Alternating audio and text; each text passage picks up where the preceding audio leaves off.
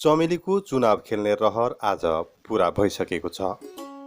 उसको चुनाव जित्ने ठूलो सपना विकट रोदनका साथ चकनाचुर भइसकेको छ।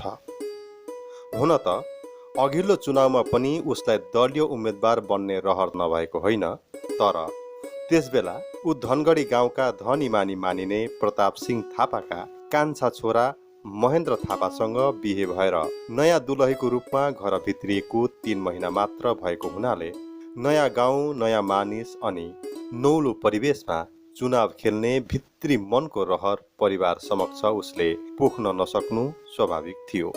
जबकि त्यसबेला पनि उसले गाउँकै उम्मेदवार तथा सम्बन्धमा जेठानी पर्ने सुमन छेत्रीलाई भने भित्री रूपले ठूलो सघाउ पुर्याएकी थिए।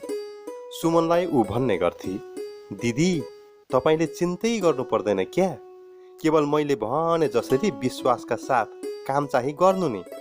के गर्नु, तपाईलाई खुल्ला तरिकाले क्याम्पेन गरी जिताउने रहर त छ नि, तर खै आफू परे नयाँ मान्छे, नौलो परिवेशमा एउटी नयाँ बुहारी मानिसले फट्टै चुनावको प्रचार गरी हिँड्न पनि त मिलेन। नभए मैले जानेकी थिएँ क्या। यता चमेलीको चतुराई देखेर सुमन भन्ने गर्थी, मोरी तिमी त देख्दा सिधा सादा लाठी छौ होला भनेको त, भित्री त मभन्दा पनि बाठी पो रहेछौ। तिमी यस्ती छौ भनेर पहिल्यै जानेकी भए त देवरलाई भनेर तिमीलाई 1 वर्ष अघि नै भित्राउन लगाइहाल्थे नि। हेर त अहिले चुनाव खेल्न कति सजिलो हुने थियो, बरु मेरो सट्टा तिमीलाई नै बनाइन्थ्यो नि दलीय उम्मेदवार। सुमनका यति कुराले चमेलीको मन त्यसबखत मानौ आकाश छुन पुगेको थियो। ऊ सपनाको पोखरीमा डुबुल्की खेल्न थालिसकेकी थिए। दलीय समर्थकहरू बीच गलामा फुलबुट्टे गम्छा भिरेर चिटिक्क परी गल्ली गल्ली नमस्कार गर्दै हँसिलो मुखले लहे हजुरबा हजुरआमा, लहे काका काकी बडा बडेमा, लहे दाजुभाइ दिदी बहिनी, यसपालि पार्टीले मलाई दलीय उम्मेदवार बनाई हजुरहरूको सेवा गर्ने मौका दिएको छ। भोट चाहिँ जसै गरेर पनि मलाई दिनुहोला नि, अमुका प्रतीकमा। अनि फेरि एकैछिनमा धेरै जनताको बीच उसलाई सम्मानका साथ उच्च आसनमा बसाएको, जनताको बीच खडा भई चुनावी भाषण दिएको आदि विभिन्न कुरा उसको मन मस्तिष्कमा खेल्दा उसको छेवैमा बसेकी सुमनलाई समेत उसले भुलिसकेकी थिए। केही छिन पछि सुमनले उसलाई धजधच्याउँदै, के हो चमेली, के सोचमा डुबेकी यसरी भन्दा पो ऊ झसङ्ग भएकी थिए। त्यस दिन सुमन गएपछि पनि चमेली कोठाभित्र बसी यिनै सोचहरूमा लगभग 1 घण्टासम्म अल्झिरहेकी थिए। पछि चुनावी फलाफलमा सुमनले धेरै भोटको अन्तरले चुनाव जितेको खबर सुन्न पाउँदा चमेली फुर्तीको साथ यसरी नाचेकी थिए मानौ त्यो चुनाव सुमनले होइन उसले चाहिँ जितेकी हो। चुनावी फलाफलमा चमेली यसरी रमाएको देख्दा घरका सबैजना छक्क मात्र होइन 3 छक्क परेका थिए। ससुरा प्रताप सिंह थापा पनि त्यस बखत पार्टी चुनाव आदिमा खुबै रुचि राख्ने व्यक्ति हुनाले उनले बुहारी चमेलीको चुनावप्रति यस्तो रुचि देख्दा मनमनै सोचेका थिए, आउँदो चुनावमा चाहिँ कान्छी बुहारीलाई नै उम्मेदवार बनाउनु पर्छ भनेर। पछि यसबारे उनले घर परिवार लगायत दलका नेताहरूसँग पनि चर्चा गरेका हुन्। तर दुवै चुनाव बिचक 5 वर्षको लामो अवधिमा धेरै कुराहरू बितेर गए। परिवेशको साथसाथ सोचहरू पनि बदलिँदै गए। चमेली पनि नयाँ दुलहीबाट पुरानो बुहारी भइसकेको थिए। यता बुहारीप्रति प्रताप सिंह थापाको जुन सोच र आशा थियो, चमेलीकै धेरै बठ्याइले गर्दा सबै उल्टो हुँदै गयो।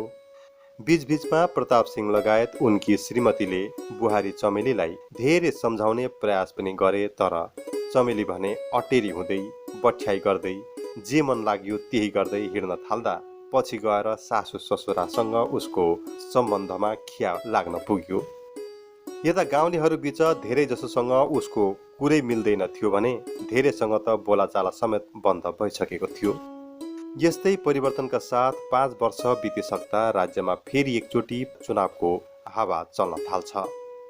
लामो समयको प्रतीक्षापछि यसरी चुनावी हावा चल्दा चमेलीको व्यस्तता कति बढेको थियो त्यो त चमेली बाहेक अरू कसले पो बुझ्थ्यो र।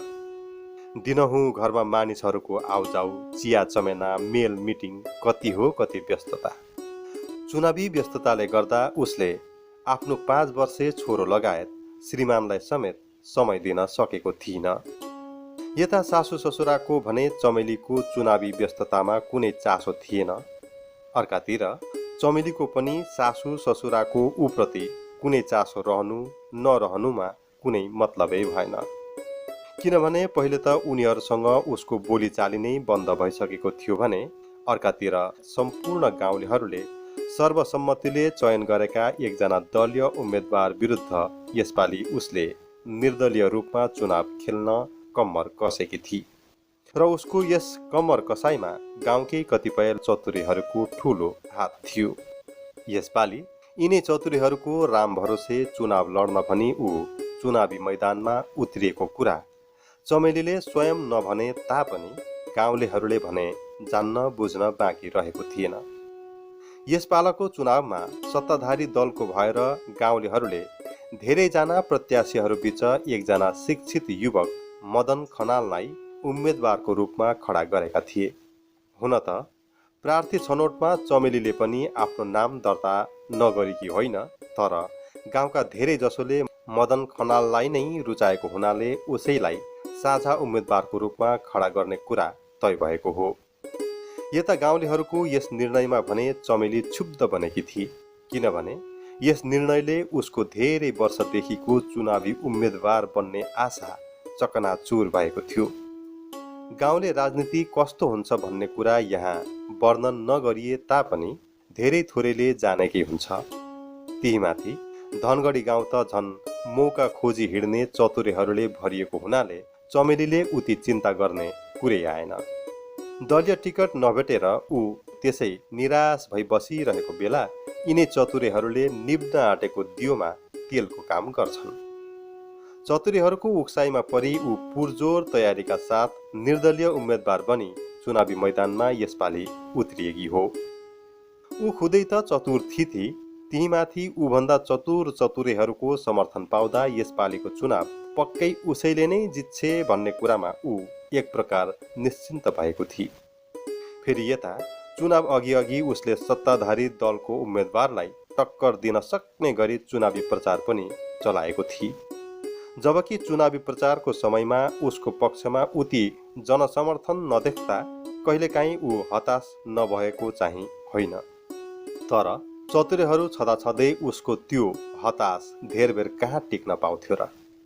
चमेली हताश भएको देख्न साथ चतुरेहरूले नाना किसिमका चुनावी दाउपासोका कुरा सम्झाई पुनः उसलाई फुरुक्क पारिहाल्थे।